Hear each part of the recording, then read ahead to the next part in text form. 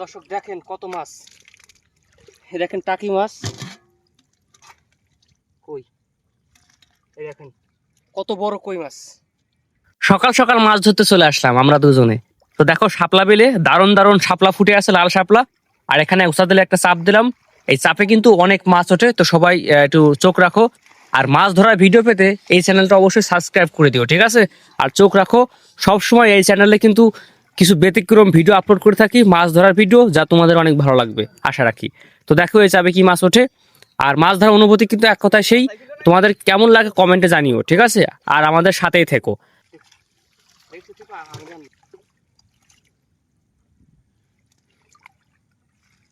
দর্শক দেখেন কত মাছ, দেখেন টাকি মাছ কই, এই দেখেন কত বড় কই মাছ।